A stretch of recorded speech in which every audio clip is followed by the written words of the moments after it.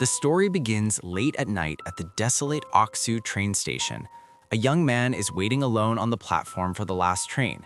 The station is empty except for a woman behaving erratically nearby.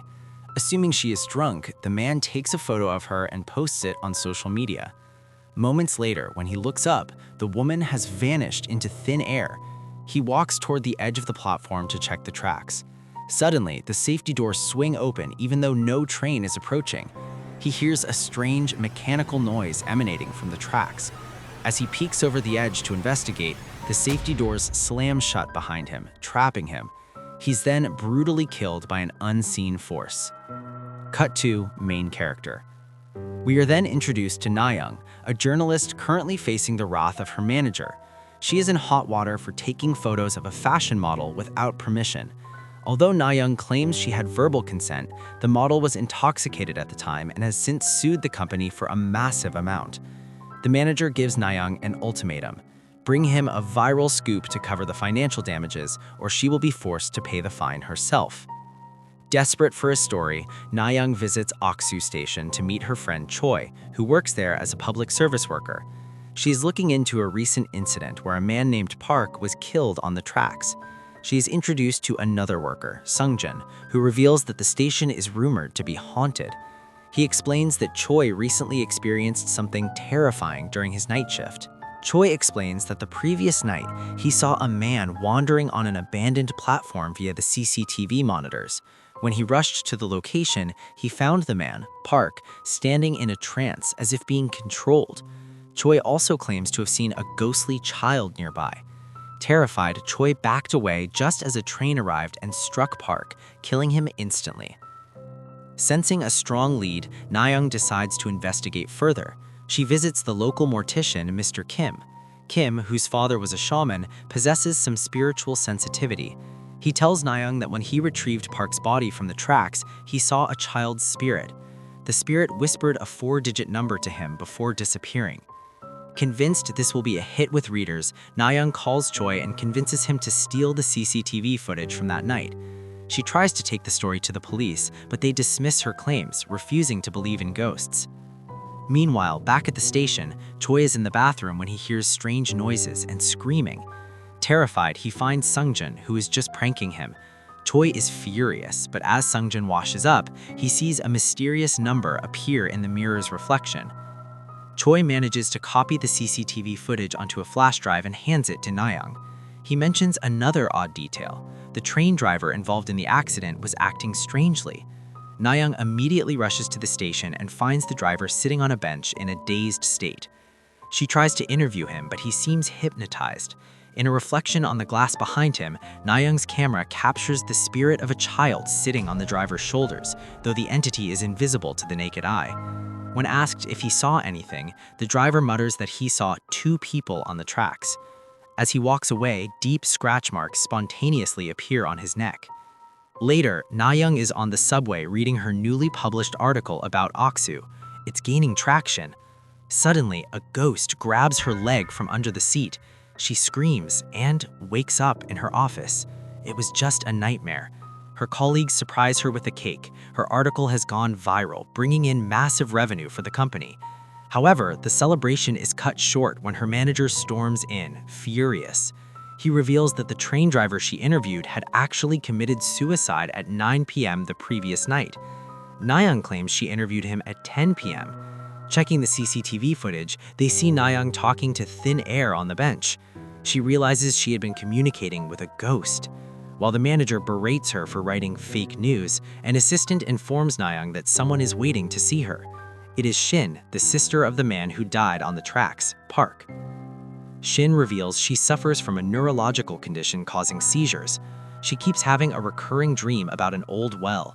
She explains that before the station was built, an orphanage stood at the site. Park had been searching for the well, believing it held the cure to curing Shin's illness.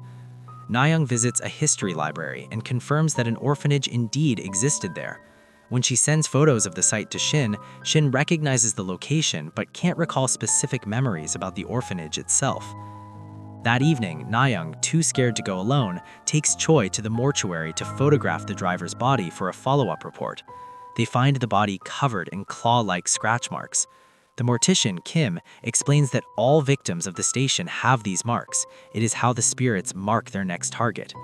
Choi notices similar scratches on Kim's arm and sees ghostly hands around Kim's neck, but remains silent. While going through Park's belongings, Shin finds an old diary filled with 4-digit numbers and a family photo. This triggers repressed memories and she begins to panic. She hears screaming from another room but finds nothing there. The next day, the Oksu Station ghost story is a nationwide sensation. It becomes a social media trend where people fake scratch marks for views, making it impossible to distinguish real victims from fakers. Naong tells her manager she wants to investigate Shin and Park's past. The manager, who dislikes Naong, seems annoyed. Back at the station, Sungjun mocks Choi again. Choi notices scratch marks on Sungjun's arm, but Sungjun claims he's just following the trend. Meanwhile, a drunk woman in the station bathroom encounters the ghost child. Scratches appear on her body and she is brutally murdered. Hearing the commotion, Sungjun investigates the bathroom. He finds nothing, but suddenly the ghost children appear. Having seen the 4-digit number in the mirror earlier, Sungjun is attacked and killed. Naong attends Sungjun's funeral, where the police inform her she is a suspect due to her connection with the deaths. Later, she finds Choi crying outside her apartment. He reveals he saw a ghost girl and accidentally read a 4-digit number on her dress. Since then, scratch marks have appeared on his arm. Naong lets Choi stay at her place. He has a nightmare about being trapped in a well and strangled by Sungjun. They realize the well is the center of the curse. They visit Shin, who reveals the truth. Her father was the director of the orphanage. The 4-digit numbers were the children's entry dates, their identification tags. For example, a child admitted on October 13th would be tagged 1013. These are the numbers the victims are seeing. They check Park's phone and find a video he recorded before dying. He had found the well, which was filled with children's skeletons. Hoping to break the curse, Naong and Choi rush to the station. They locate a hidden access tunnel leading to the old well. Inside, they're tormented by visions of the spirits, but manage to find the skeletons. Naong promises the spirits she will publish their story and expose the injustice they suffered. The spirits vanish, allowing the police to recover the remains. Naong writes the expose, but her manager is furious. He admits he had been searching for the tunnel himself for a long time and failed. He threatens to fire her. Outside, Choi is on duty when a ghost grabs him. He realizes the curse hasn't lifted. He runs into Mr. Kim, the mortician, and notices the scratches on Kim's arm are gone. He begs for help, but Kim ignores him. Meanwhile, Shin visits Naong. Shin reveals she now has the scratches. Kim had attacked her earlier, holding a knife to her throat and forcing her to recite a 4-digit number. By making her say the number, the curse was transferred from Kim to Shin. Shin finally remembers everything. The orphanage director was an organ trafficker. He kept children in the well to harvest their organs. Shin and Park were his favorites and were spared. One day, the director asked Shin to come up. The other children begged her to send help. She promised she would, but she never did. The director buried the other children alive in the well to destroy evidence. The director later died, and Shin and Park were adopted, repressing the memories. The ghosts are vengeful because they feel Shin betrayed them. Choi, desperate to live, confronts Kim again. Kim explains the rule. To transfer the curse, the victim must recite the 4-digit number to someone else who knows the ghost story. The next morning, Choi calls Naong. He claims he lost his phone and asks her to save his new number. Naong, caring for him, agrees. She repeats the number he dictates. Too late, she realizes the phone number contains the 4-digit death code. Choi apologizes, crying that he had no other choice. The curse is now on Naong. Naong goes to work and finds her article has been published, but under her manager's name. He stole her story and the credit. Furious and doomed, Naong hands her manager her resignation letter.